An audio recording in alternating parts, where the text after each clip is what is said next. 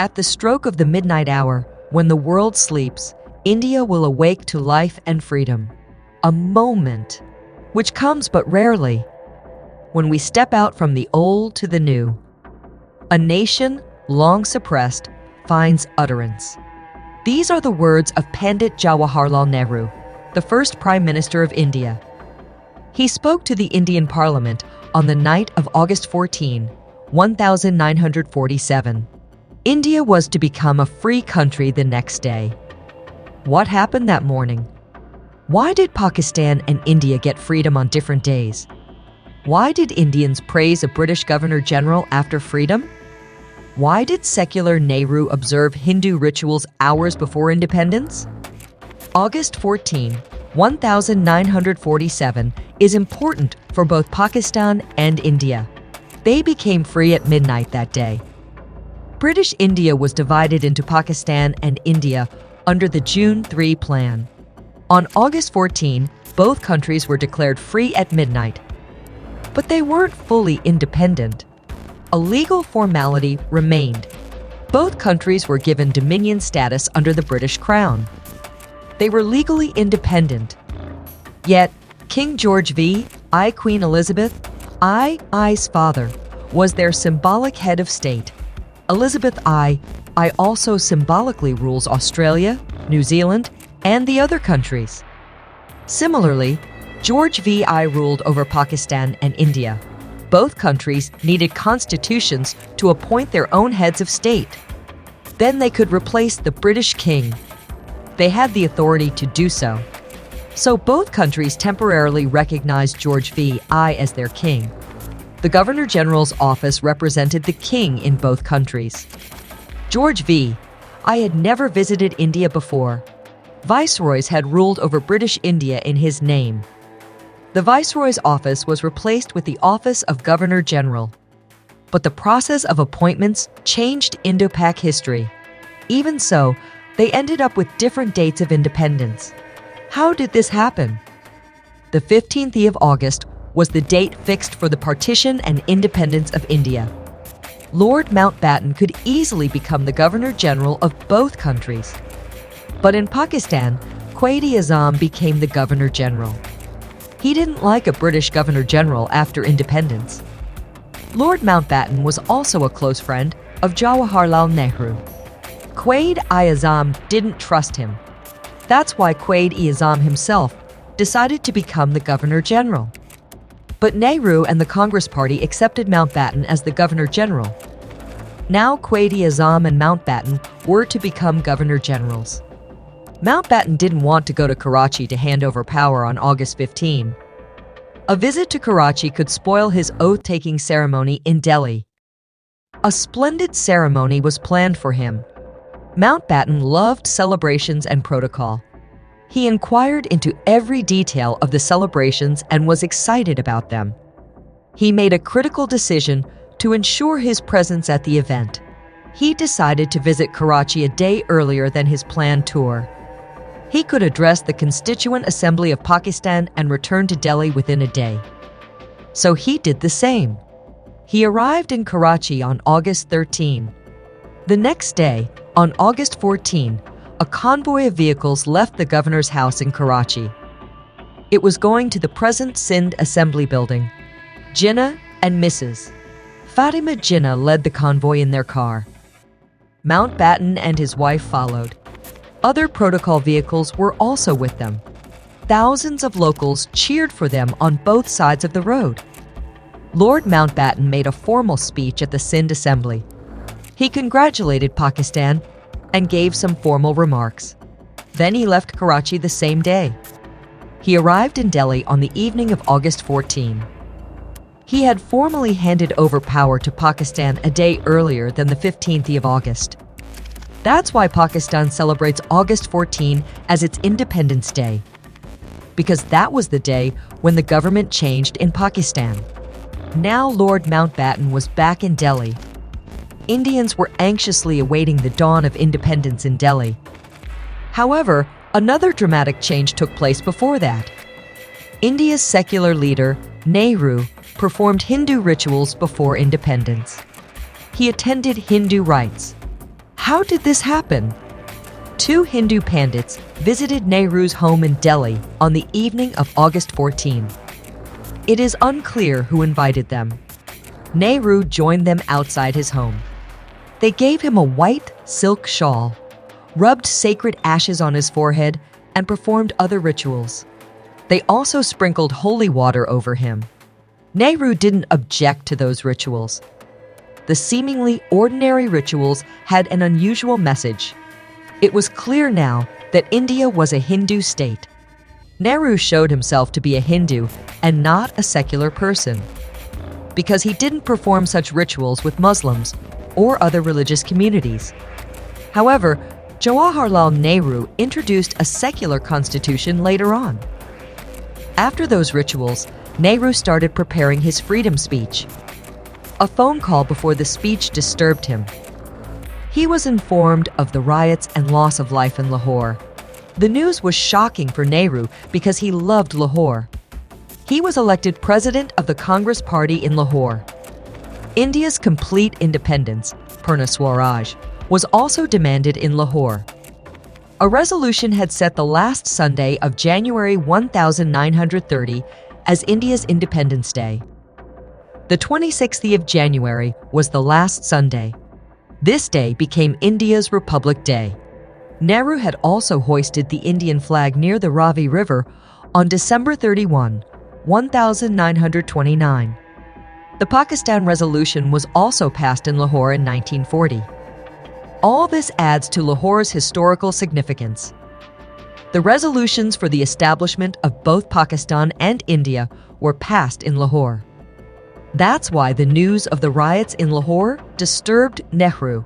His daughter Indira Gandhi and son-in-law Feroz Gandhi were also with him at the time. Nehru asked Indira, "How can I speak today? How can I express happiness when I know that my Lahore, my beautiful city, is burning?" Indira Gandhi still encouraged him to focus on his speech. That night, Nehru went to Parliament. Parliament's main hall was full of MPs. Congress leader Sushita Kripalani was also present in Parliament. She sang Allama Iqbal's famous national poem, Tarna-e-Hindi. India is better than the whole world. We are its nightingales, and it is our garden. Thousands of streams flow on its land. Even paradise praises our gardens. The river Ganges surely remembers the day. When our caravan landed on its banks, the religion didn't preach hate. We are Indians, and India is our homeland. Then she also sang the controversial Indian anthem of Vande Mataram. This anthem was the exact opposite of Allama Iqbal's anthem. Iqbal's anthem represented a nation living in one geography. Bankim Chandra Chatterjee's Vande Mataram only praised one religion and opposed the other. Chatterjee had written Vande Mataram in his famous novel Anand Math. This Bengali novel was first published in 1882. The novel depicts the revolt of Bengali Hindus against Muslim rule in the 18th century. The novel gave the message that the British rule over India was temporary. Soon, Hindus would be ready to rule. They would occupy India and wipe out all Muslims from the country. A character in the novel used to sing Vande Mataram to provoke his comrades. The anthem declared that Hindus were one nation and the children of motherland India. It said that the Hindus were not weak. The combined strength of their swords could easily defeat their Muslim foes. So this controversial anthem was sung in the Indian Parliament, and Nehru didn't object to it. This was the second major event after the Pandits visited Nehru's home. This development was contrary to India's secular stance. It showed that religious identity might demolish secularism in the future. Vande Mataram is an essential part of the Hindutva ideology of the Indian nationalist parties. So, these two anthems were sung in the Indian Parliament that night. Nehru took the podium at 11:55 p.m. The parliamentarians rang their desks to welcome him. Nehru started his freedom speech. He said, "At the stroke of the midnight hour, when the world sleeps, India will awake to life and freedom. When Jawaharlal Nehru's speech was over, the clock struck 12 a.m. Shankha was sounded.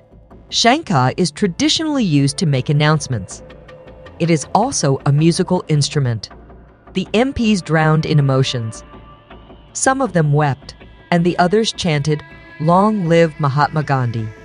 When the celebrations were over, Nehru went out. He arrived at Lord Mountbatten's home. The Viceroy's residence has now become the Presidential Palace of India. Nehru offered him the Governor-Generalship of India. Mountbatten accepted the invitation. It was a happy occasion for both Mountbatten and Jawaharlal Nehru. Mountbatten brought a bottle of port wine to celebrate the occasion. He raised his cup and said, "To India." Nehru replied, "To King George VI." The next day, on August 15, India was a free country. There were celebrations around the parliament.